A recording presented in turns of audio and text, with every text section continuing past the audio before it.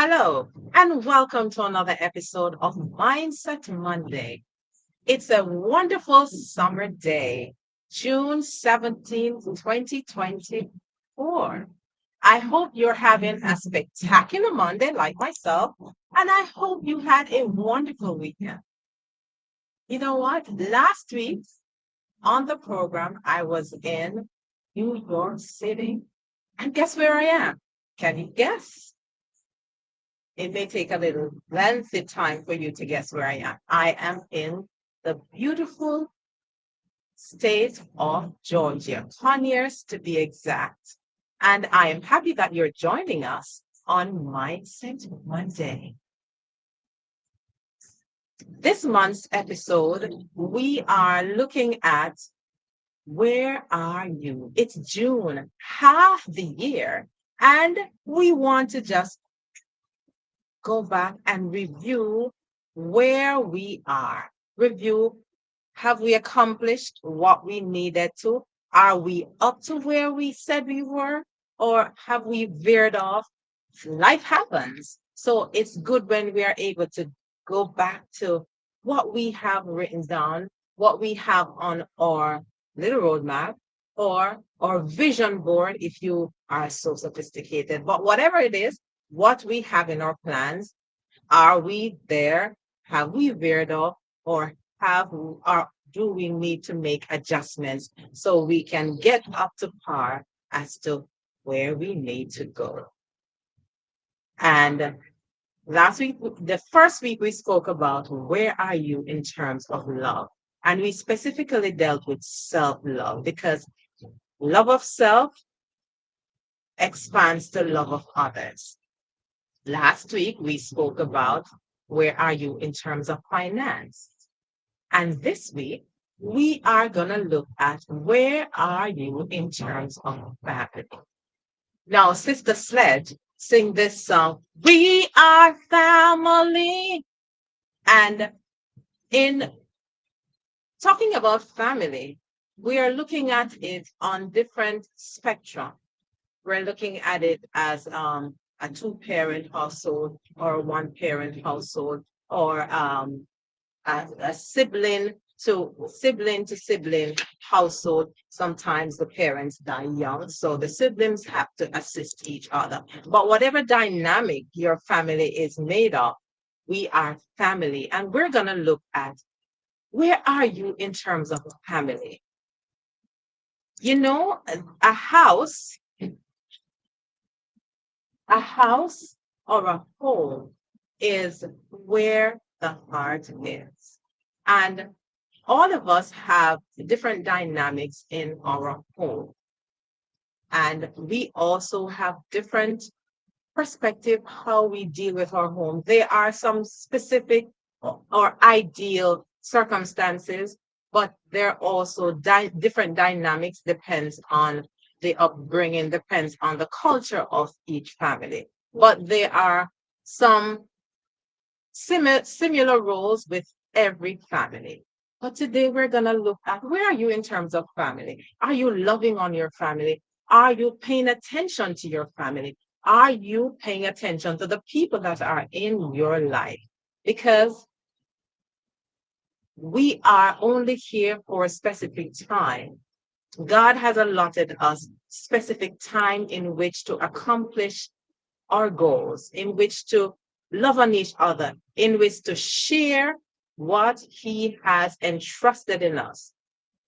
We, as good stewards of families, we are here to shed light, to share, and to give love to whomever we have in our sphere of influence, be it our immediate family or our extended family.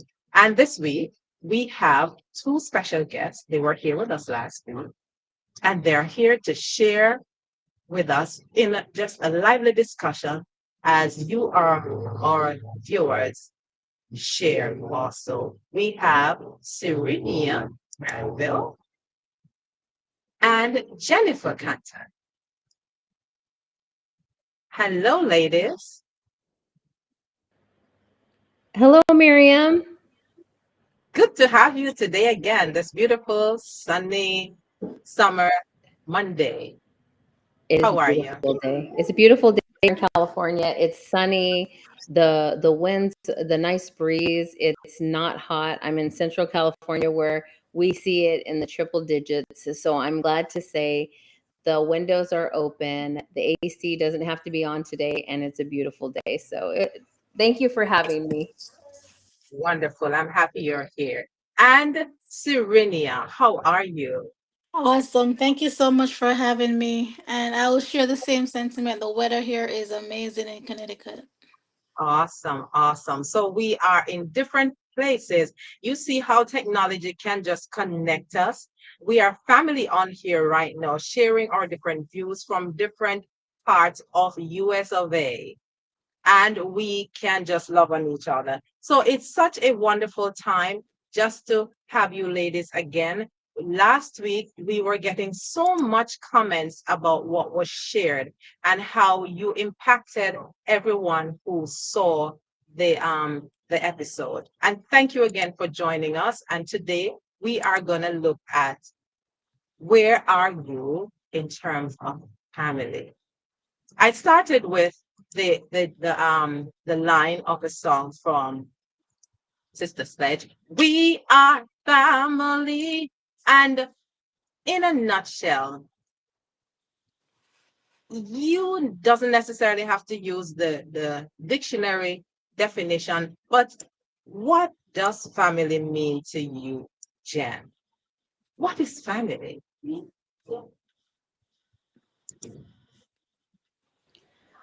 Well, family is, it means different things for different people. The structure is so different. I think I was on last time when I was telling you guys I have a 8-year-old and I have a 32-year-old, right? So the family is different structures. It looks different to different people. But where there's love, there's family, and really, I think a lot has to do with the mother and the father, and the dynamics are, I don't even want to say nowadays, sometimes it's not the mother and the father. Your dynamics is so different, but I'll say those role models, right? Are so important in guiding the family and helping the family and making sure everybody is safe. There's some things that we have to make sure that, the foundation is there, with even making sure the family's safe, making sure their roof is over their head, the necessities are taken care of, and then build from that. And just making sure it's a loving environment. And sometimes it is chaotic, but trying to bring some order and love into the family is so important. I think it's just as important as eating and having a roof over your head, is having love in the family. I hope Awesome. that was good. That helped. No, you're sharing from your perspective, and I can attest to that. How about you, Serenia? So when I think about family, family is a group. Are you hearing me well? Yes, perfect. So family to me is, yes, related by blood, but as a single person, family can be defined differently in terms of family is a group of people around each other, supporting each other. So that's the way I look at family, because for me, my family lives at a great distance, and for me, it's really having close friends in my area that are not defined as just friends, but rather family. So that's where I define family from my So perspective. wonderful. So you see the different dynamics of family, and rightly so, because family, the way I look at family, when we think about relationships, family is is relationship with whether by blood or by connection, by we are forming different partnerships. We meet people and they become family based on the relationship, based on the experiences we have. So we have biological family, and we also have family that we that are joined based on the experiences we go through together. And they both, I can agree, can form a family unit because of what we share. It's relationship. Now, Right. when I think about relationship, my definition, relationship, when I look at relation and I look at ship, and a ship moving to its destination, there is turbulence. Now, if there are no waves, I don't think that ship will sail to its destination because there has to be a little turbulence, there has to be a little push. So the sea is never calm all the time. So when I look at the family dynamics, I look at relationship and I look at conflicts and conflict resolution. And a ship is tossed to and fro, but yet because of what is steering, that little thing, what they call it, the rudder, that little thing that steers the ship directs it to its destination. So family, relationship, whatever it is, that word is so important where I'm concerned because it's that just understanding the dynamics of relationship, understanding the dynamics of family will actually, um, so to speak, not stay where we are when we have a whole lot of things going on, but understanding that our eyes are cast to the destination. What do we want to accomplish? See, for a mother and a father or a single parent who are training up their children, what is it that you want to accomplish? You're training them to do chores. You're training them from childhood to adulthood, making sure that they accomplish what they need to accomplish in school and become a worthwhile adult, become a worthwhile citizen. All of these dynamics, there's some rifts, there's some turbulence, but of course, dealing with all of those can help us, guide us, and push us to our destination. Now, family dynamics. Uh, this question is for Jen. How has your family dynamics changed over the years? And what are some traditions that your family holds dear? Oh, that's a good one. That is a good one. Being a single mom, going through a divorce, and the family dynamics, the family has shifted, and um, I mean, things happen, and divorce happens, and it doesn't always work in our favor, but it can be an experience for everybody to be kind of involved in a positive way. And this is really hard because every situation is different. So I just want to tell you from my personal view that, having a good relationship and co-parent with my ex-husband is very important.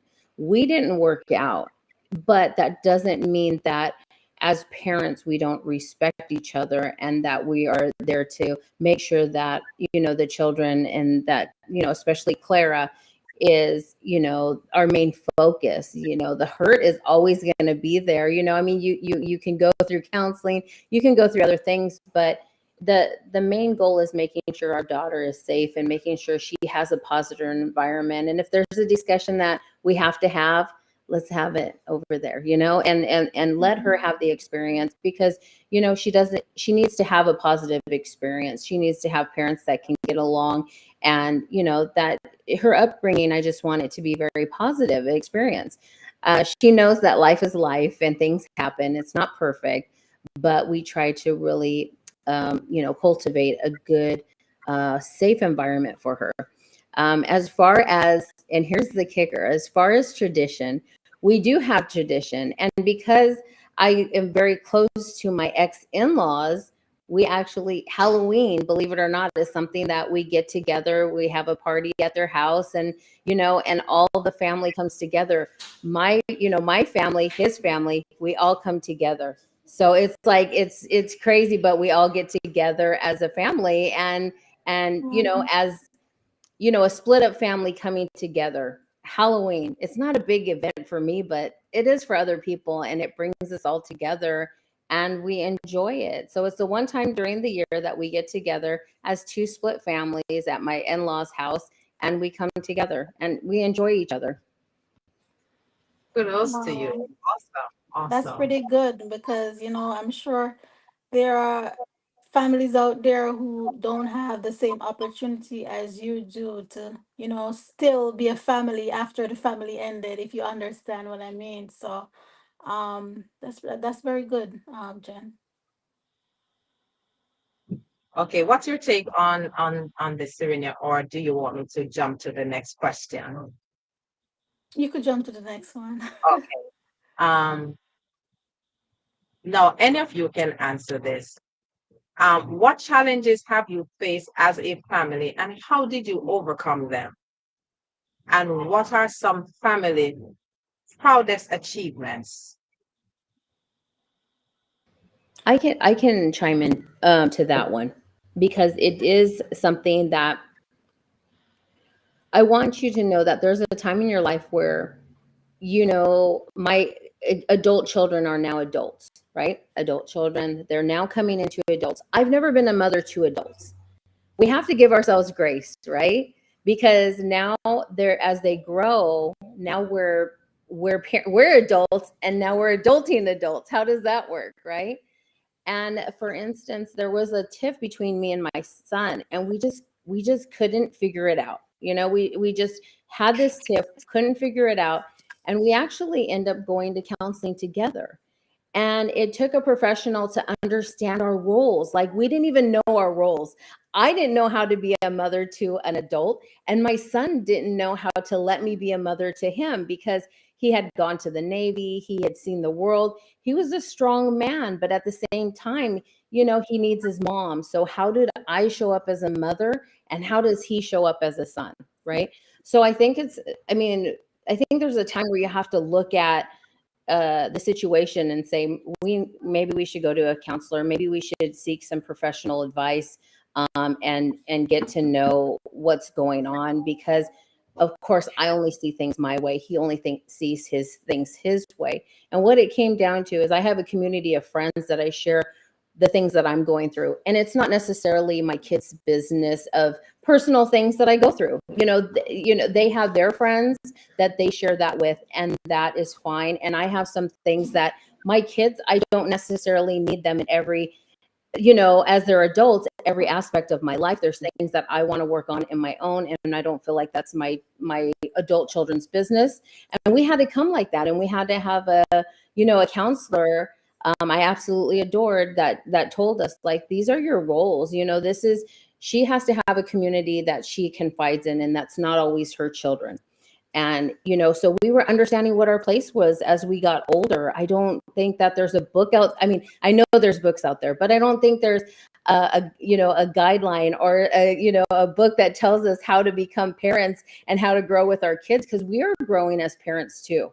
We are really growing as parents, and they're growing as individuals. So it's really coming to them and understanding how that happens. There was a two-part question. I know I answered one part. What was the second part of that question, Miriam? I'm sorry. What are some of your family's proudest achievements, which you alluded to when you talk about one of your proudest achievement is getting to a counselor, understanding your role as a mother and also your role um, leading an adult child. Of Yes. course, because as a parent, you will always be a parent, but you were aware, or you were responsible enough to try to get to the bottom of the rift, the conflict between you and your son, in getting professional help. And that's a good thing. Viewers out there, sometimes we have challenges in our family, and we think we can fix it, or the words that we lash out at each other, and we use trigger words and cause a family rift, cause conflicts. And sometimes those conflicts can be resolved amicably, but because we do not have the right teaching, the right knowledge. We tend to do it ourselves when we are learned in accounting or in astronomy or something else, but we are not learned in the dynamics of human relationship.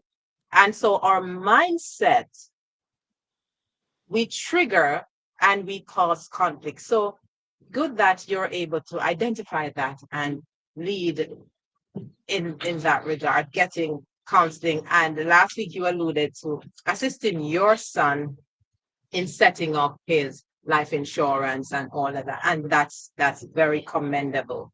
I want to jump back to the the question or the discussion that we had prior to the question I asked. I just wanted to ask Serenia this one thing. How does now that you are single and you build relationship, you have family with the experiences, the people that you have closest to you. How is that working for you? And what sort of help can you give to others who do not have family close by and trying to build relationship with others that are near to them? Can you repeat that question, please? Some of the How do signal. in your experience where you are, where family is, because your family is far away and you are building relationship with people who are close to you, how would you help others who are somewhat in the same spot, being single and not having their family close by and sort of edgy as to how to build relationship? How would you help them to chart that course? I think one of the ways in which that they could try to build a relationship with families being at a distance is to find groups of similar experiences. It could be a group of divorced women, divorced men who come together to support each other. As I said earlier, a family is really a group supporting each other. It doesn't have to be blood necessarily, which in this case it's not, because you're alone wherever you are. You know, no man is an island, and no man stands alone. And trying to do it alone can only lead to a worse symptom, depression.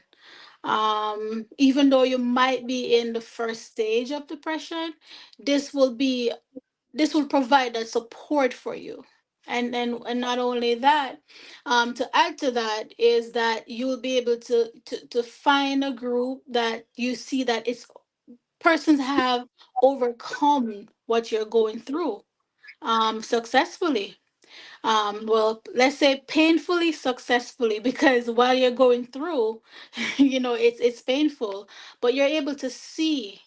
How many of us have done things, or for me, I remember doing my lawn, wanting to do my lawn and being a little bit ashamed because I'm a single woman. And I saw a young lady doing her lawn and I was empowered. So we get empowered through community. So I would say to try to get in some form of group. We have Facebook groups, community groups of persons who are going through a divorce or have been through a divorce and are single. So that's the way I would encourage the audience to approach the problem. So you see, whichever strata of or whatever dynamics you have, there is help. As Serena talked about, if you're single, you can have different groups that can support you, and you can live your life and live your life with purpose because you have people of like-minded situation. You go places, you see things, and you are supported. So Mhm. as we know, no man is an island, so there is support everywhere. And as she alluded to, in this day and age where since COVID, you have a lot of people who do not want to connect, and we have seen where connections really help. Mhm. Connections help to overcome so many different challenges of life. the stress, the trauma of COVID, the trauma of just being secluded, just having the connectivity, building family relationship, be it by blood or by the experiences of like-minded people. It's very important. Okay. I would like to add something to that, Sister Miriam. Also, the EAP, employee assistance programs that they have at the job, that could be a good source of finding support. Also, One. And as you talk about that, yes, that's true. That is very powerful. I remember during COVID, I worked with the city of New York, and they had those programs every single week. They're different names. They have those programs, and we sit on Zoom. And there are times we have cooking classes, we have exercise classes, and it's just things that meet the needs of wherever you are. So during COVID, while we were doing our work after work, there were programs that speaks to the need of individuals, and just being there, it helps to take your mind off the stress and the trauma that you hear from the news constantly. Mark, you knew it's good to hear what's happening, but some of us are overloaded with the news and the trauma. Oh my God, it was so scary. But just knowing that something is there to lift us above the stress of the day, it is very helpful. So for us workers who have those opportunities, for those who are who have unions, and for those who are not unionized, but it's available at many workplaces, take you make use of the opportunities you have so you can be part of communities. And we learn craft, we learn different things. So it will bring out some of the potential that was, deeply just suppressed. These things just, as you said, oh, I didn't know I could paint. Oh, I didn't know I could do drawing. Oh, I didn't know I could do this. Just by being a part of those communities. right? That's family also. Thank you so much for that. Now, looking at the journeys that we traverse, the different journeys that we're on, the emotional journeys from high school to adult to now having a blended family or helping to manage family. Mosquito is biting me. Helping to manage family. Um, how would you say that, how would I put it now? Personal growth. How would you say that you have personally grown through all of this, and how can you assist others with, you know, what is your personal growth story? You're looking at where you are now. Oh, I could take that one. So prior to being married, I thought that I had the perfect idea of what self love was, which was actually loving, giving love and not receiving love.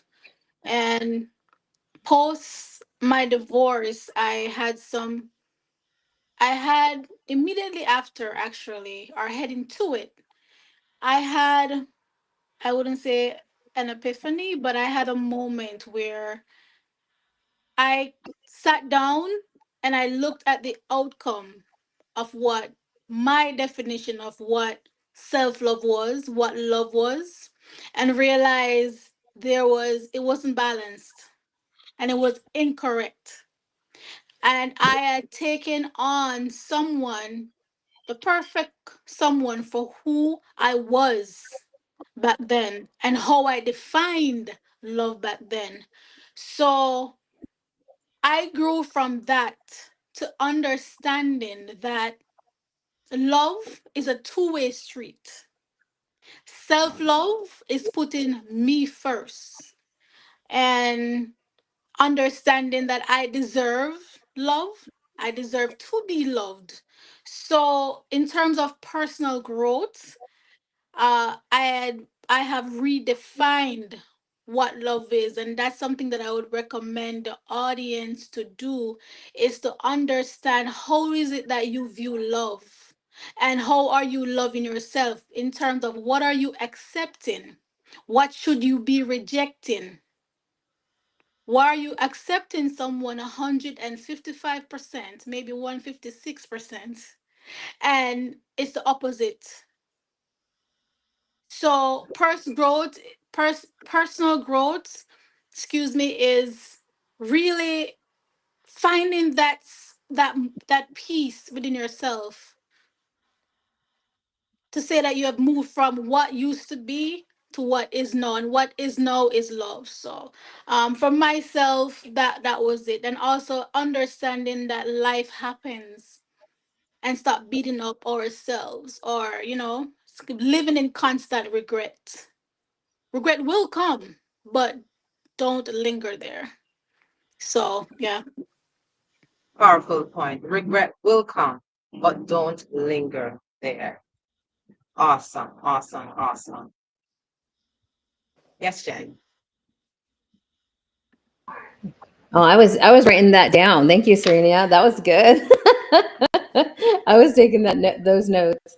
For me personally, self-reflection, like she said, self-love, and looking back, and what is going on with us, and taking accountability of what's going on with us. It's easy to play the blame game of, oh, he did this or she did that, or whatever the situation is. But I believe, for me, my first marriage, my husband passed away. I was a widow at 38, and I shortly after that, I fell in love and got married to my husband. And what happened is, there was trauma, and there was things that were going on from losing my first husband that I did not address. I didn't get help for. I didn't talk it through. I didn't go to anybody to discuss what had happened, and because of that, I just went on to someone else with the same problems I had in my first marriage. Although my husband did pass away, I still had, trauma and things that were still there. Some things that, Serena says it's so good. It's like, you have to get that self love, and you got to get that. I think that a lot of us don't want to be by ourselves. We don't want to be alone. And I've talked to this with all my girlfriends. I've talked to this with all my guy friends. We don't like being alone. Some of us don't like being alone, and we would rather settle than be alone. I don't know if that makes sense, but It makes sense. yes. So it's hard, but it's worth it, because it's taking the time. And I see my kids, my adult children, make the same mistakes I did in rushing into something before their warning signs are there. Everybody sees them, except, we want something so bad that we will avoid the warning signs. So how did things help me? There is a book that's by John Townsend Towns. Um, I would say. Yes, Johnson. Beyond Boundaries. So there's one that's Boundaries, and then the second one he revamped, and it's Beyond Boundaries. And I highly recommend that, because that book really helped me. And one thing I'll say is, maybe that book isn't for you, but reading books and getting to know yourself is one of the ways. For me, I needed to speak to a counselor and find out, why do I fall in this habit of uh choosing the wrong relationships. It's got to be internal. Like she says, like Serena said, that you attract that relationship at where you're at.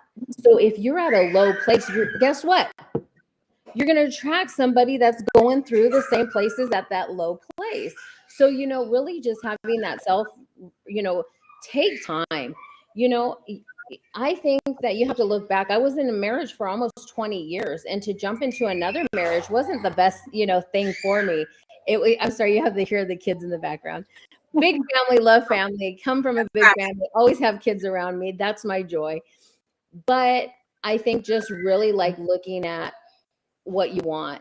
I think if you want a great marriage and you want, somebody you're looking for, then we have to show up as that wife, or we have to show up as that individual for that person. I don't think there's anything wrong with working on yourself. I absolutely agree with it.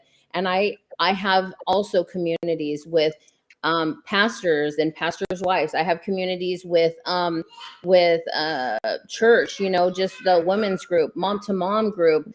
I have established a relationship because when my first husband passed away, I looked around and there was nobody there. There was no support group because guess what? I didn't build it. Oops, I forgot to build my community of friend, like strong relationships of, Christ-like minded people. I looked around and no one was there. So it's like I went back and I said, hey, I got to rethink my community. I got to look at the relationships and the people that I have around me. And I started from there. And like Miriam is one of my good friends too. And I hold her dear because she's part of my community. And I attracted her. I worked on myself. I attracted Miriam, right? And Miriam knows we have other friends that are like-minded individuals that are wonderful, beautiful women in our organization. And I tell you, you got to work on yourself and don't jump too quick because sometimes people, I see it as people are just jumping from relationship and not taking that self-reflection, not working on themselves. And that's why we have so many people in relationships. They're just like, nope, didn't work, don't work, don't work. No, we got to work on ourselves and get to that next level of ourselves so we can get that next level of a relationship. Well said. It's like hopscotch. You're jumping from one block to the other block. Hopscotch. Now, this the writer of this song, he said, "I'd rather be alone than being unhappy." I don't remember who sings it, but what you were bringing out, it's better to be alone than being unhappy. But I remember I have to, reflect on some of Miles Monroe's writings, very prolific writer and speaker. He spoke about singleness. Being single is one of the best thing, and it's not what he's talking about is yes, being single, but also being single in marriage. What he's talking, or being single in relationships. What is he talking about? uh, Going right back to self love, the mindset of loving yourself first, knowing your worth, knowing who you are. You are solo and you are complete.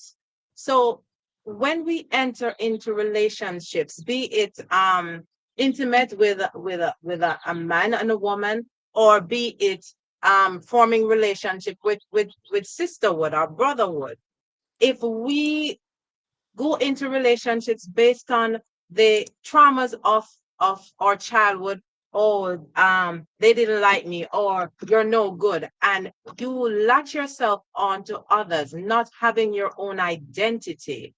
That's what breaks down relationship. That's what breaks down family, because one one sibling, oh, she is the prize of the family because she have straight nose or whatever, or she has long hair, or she is just petite, and that's what we like. And so mother father just favor that one. So we build these little things around family relationship, and so we become adults and we are deficient, and so we latch on, or we become leeches on others instead of forming our own identity. Remember, as the Bible declares that we are fearfully and wonderfully made. I always have to go back to the Bible because as a Christian, that's my roadmap.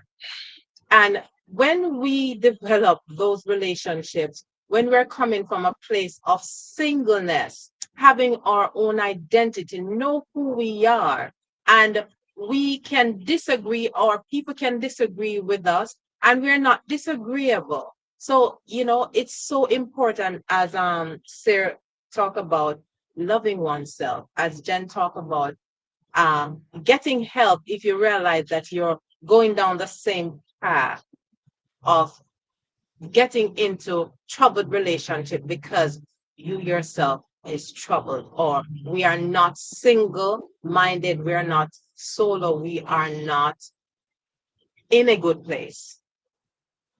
So, looking at those things, it is so important to be single first, having that individual mindset first, and loving on oneself, as the Bible says, love yourself, love others in the same degree you love yourself. So if you find that you are having those sort of things, check yourself and see, am I loving self, or am I sabotaging myself because of what I've gone through, or because of what others have done to me? Find that common ground. If you can find it in yourself, seek help, as our two guests has shared. Now let me check my YouTube to see if we have any comments going on there.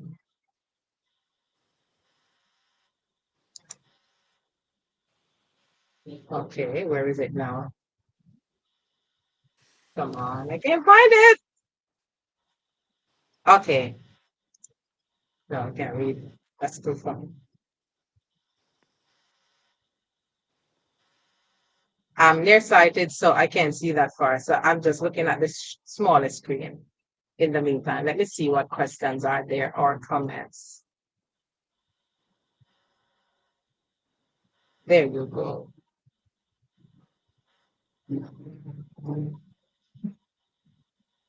Let's see.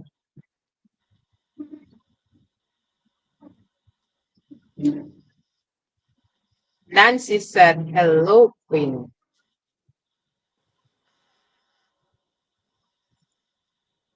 If I can move over and see, let me come closer. Maxine says, quite interesting.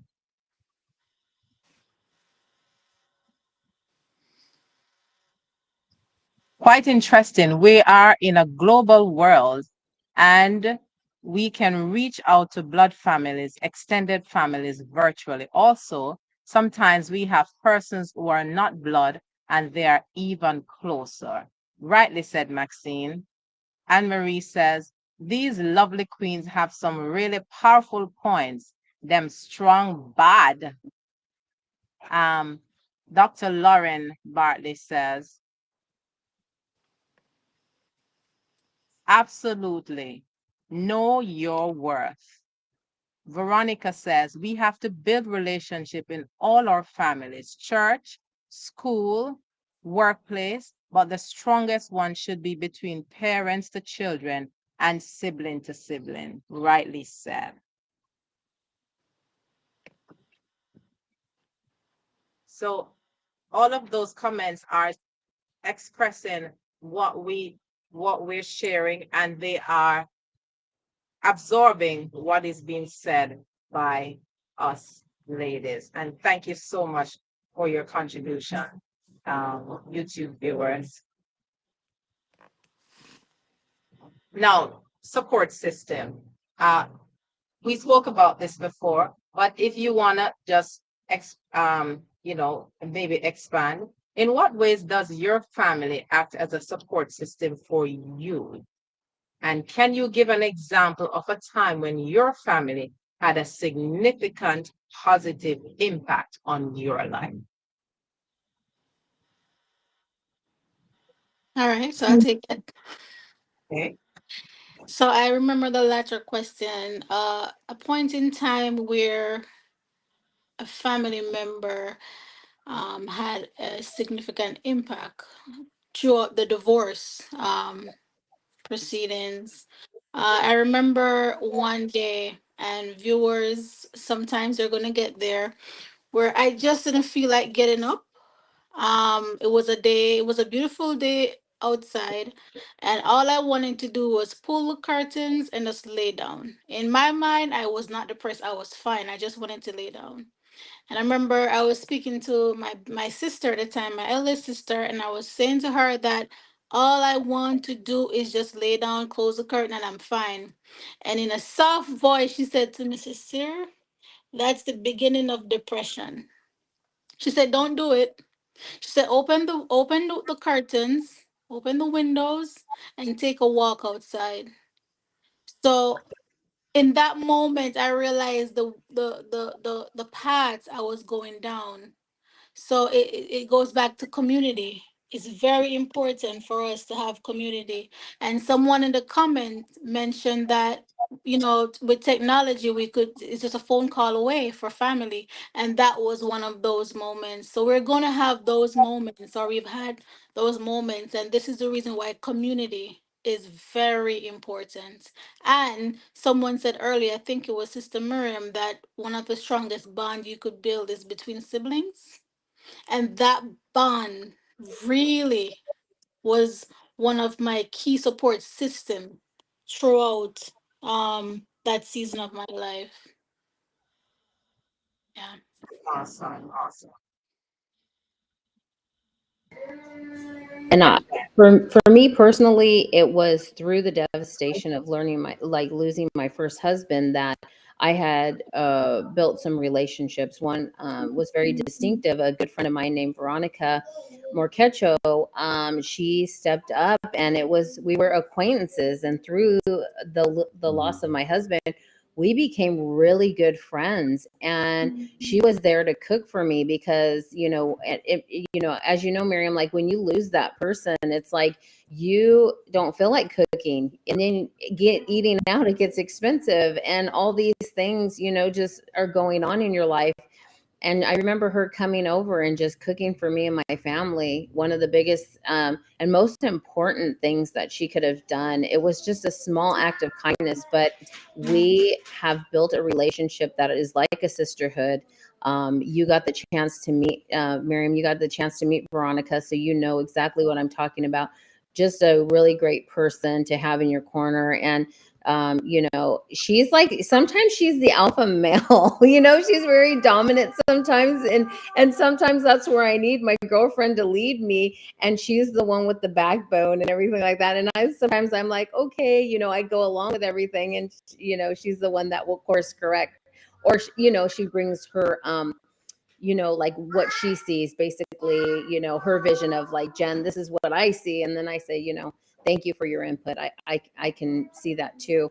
So through the loss, I gained a lot of, like I said before, getting that community of women. My mother was another one that was really, with the loss of a husband, with the divorce, adult children, everything I went through. My mom is not perfect, but she was always there for me, whether it was financially, whether it was, picking up kids, whether it was through anything I was going through. My mother is someone to this day I can call. She hears me tear up, and it's, what do you need? I will do anything for you. And that's my mom. You're not perfect, but always there for me. awesome, awesome.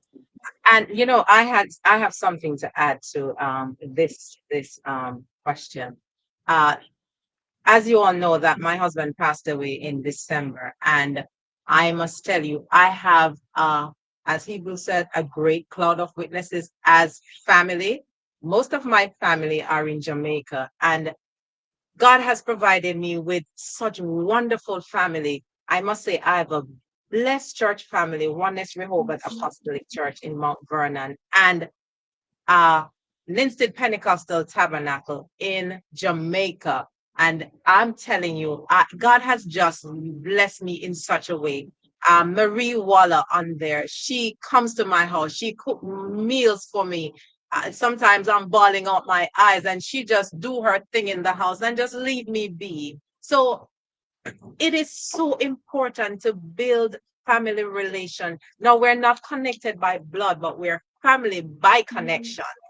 And it was so profound. You have Marie, you have Princess Jamelia, her daughter, you have Sadie Mighty, you have Tensi Ramsey, you have Dr. Lauren Bartley, you have Daphne Drummond, you have Maxine from Jamaica.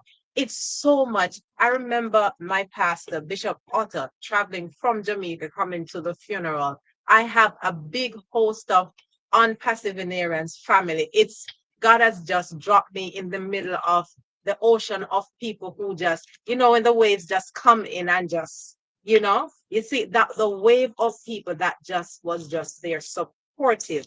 And right now, I have my sister Veronica, and I'm actually at my sister Beverly's house in Conyers, Georgia. My sister Veronica is here with me since April, and she had just loved on me. I bawl sometimes. We just sit down and just talk sometimes, and just that support has allowed me to stand tall. A lot of people have gone through loss, whether it's through divorce, through the loss of a child, the loss of a spouse, the loss of a friend. But anywhere there's loss, you have sadness. And if sadness is not dealt with in the proper perspective, we can become so depressed, chronically depressed, until ultimately it leads to suicide. So family is so important. I get so, excited, when you talk about family. And it is so important to cherish those relationships. Just love those relationships. I remember Mommy Matt, Mommy McNeil, with her softness, her soft voice. She's not a person of many words, but she will talk few little things and then she starts praying. My mother-in-law, Esther Edwards, is another support.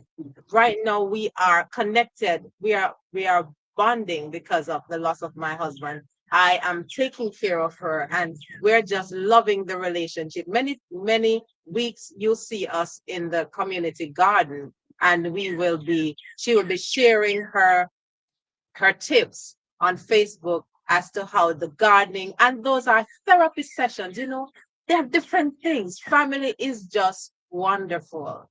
And I'm so excited that you guys are here sharing with us and the community we have with my viewers just chiming in. I thank you for your support and thank you for just sharing this whole family. We are family. As Sister Sledge said, we are family.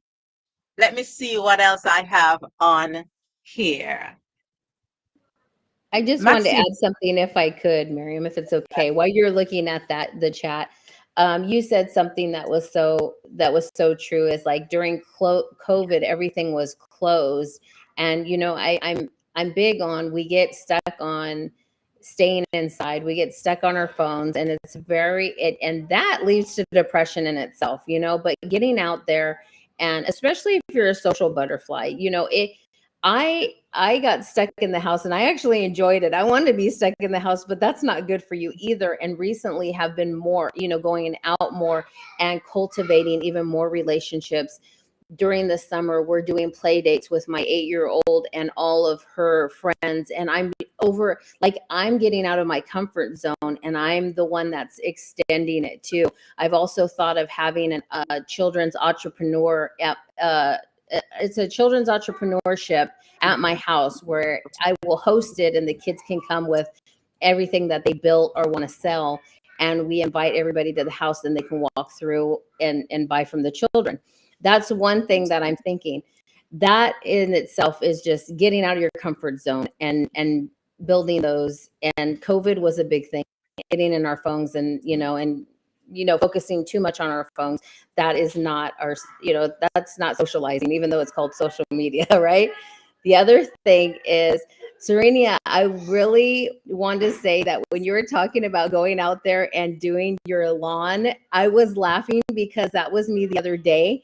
And the lady across the street does her own lawn. And I could totally relate with what you were saying earlier about, oh my gosh, I'm out here doing my own lawn. But Yeah. then with the younger girl is across the street, same thing with me right across the street. The gal's doing her lawn. She does it all the time. And I think that's what empowered me is that she's doing it and it's not going to look so weird from me doing it. So she actually Right. empowered me when I saw her do it. And it looks great. I didn't realize how empowering it is and how good my front lawn looks since I touched it. So just wanted to touch on those two things that both of you ladies said. And it totally resonated and I could totally relate with it. So thank you so much. Awesome. in the chat, Anne Marie Wallace, she's letting me know that the singer for that song I alluded to, I'd rather be alone than being unhappy. It's Karen White. She sings that song. Maxine's comment says a lot of persons has imposter syndrome and they're not aware of it. So having a Mhm. community is very important. So Yeah. that is so true. Imposter syndrome, you feel like you're less than. You feel like you're Mhm. either less than or you're better than. And just to let you know that you're God's gift to this world. I'm God's gift to this world. We're all God's gift to this world. So all of us are equally the same. So we are fearfully and wonderfully made.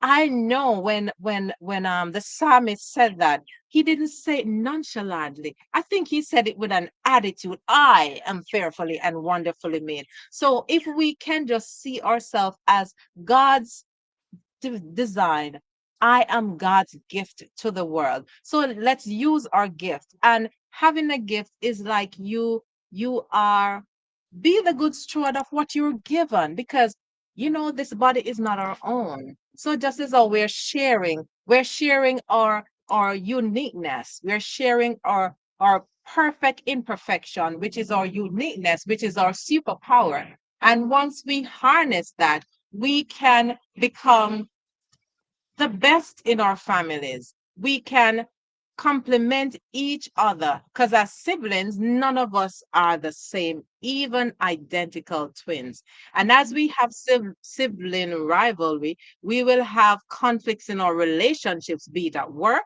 when Mhm. we have our husband wife relationship.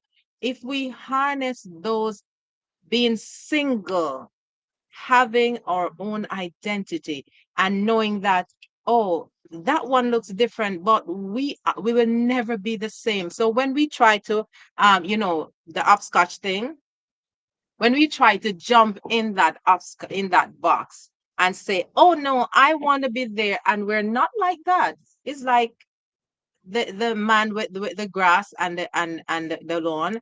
Oh, my grass is red, but the grass over there is greener. And when you go over there, you realize it's the same color grass. So if we are comfortable in our skin and love on ourselves, and just know that whatever family we were born in, we could not have been born in another family. So whatever relationships we form, we have something to offer. They have something to offer us. Now, if we realize we're going down a spiral, move from there, because we are supposed to be complementing each other. That's what we were created for. And if we're not helping, we should move from there and find help for ourselves. Shane Foster says, same but different circumstances. That just means we need to just change our circumstances if we aren't where we want to be. Well said, Shane. Well said. Maxine said, seek a friend before you need a friend, whether blood or family or community. Wonderful. And as we are going down to the wire of the hour, I just want each of you to just share with me your in a summary what you want to wrap up. Well, my final conclusion is very short and brief. And it's in to tell the audience to, community is very important. So it's good to have a shoulder to lean on, someone to really speak to regarding what you're going through. No man is an island, no man stands alone. There's a reason why God made Adam for Eve and Eve for Adam. And also, you for me, and likewise, we're all here for each other. So seek somebody to speak with, a community. That's my conclusion. That is so good. I echo that. That it's just community is so important. and making sure that you're okay and you're well, and that self-love we talked about earlier, and putting yourself first, making sure you're okay, and just loving on yourself, because how can you expand your community if you can't love yourself first, right? So love on yourself. We had some great quotes that were saying about how God feels about us. So just get that epiphany of how our Heavenly Father feels about us, and just take that in, and love on yourself too. He loves us so much, and that we need to love ourselves too, give ourselves so much grace. And it's hard having a balance of life, relationships, career. There's no balance, and so don't be so hard on yourself, but just make sure it's not the quantity of time that you spend with your loved ones, it's the quality of time. Be present, love on them, and just be there, present at the moment, and work on yourself. That's only going to benefit yourself. You can't be accountable for other people, just be accountable for yourself. Agreed. Well said. Awesome. Awesome. Community, be present, love on yourself. Those are salient points that just permeate the entire conversation we have today. And as we talk about family, be it blood or be it relationships that are formed through community, let us cherish the families we have. Let us enjoy the community we have. Let us enjoy the experiences we have, because we are here to light the world with our little candle. And when we stay in our little places, you see the different holes in here. When candles are lit in a house, that makes a difference. If a house stays dark, then there's no light. So let us be that light. Let us be that candle in the family we are, wherever we are. And we will realize that our impact will be felt and our influence will be felt. And as we're good stewards of what God has entrusted in us, we will hear, well done, one of these days. Thank you, viewers. Thank you, my guests. You are wonderful. Thank you for the contributions that you shared today. And we are family, as Sister Sledge says. And let's form good relationships. Let's love on each other. And let's remember that we build our identity, remembering that God has created us fearfully and wonderfully, and He wants us to thrive in that way. Oh, look at her with her little Babina. That's family. Although she's here, she's still tending to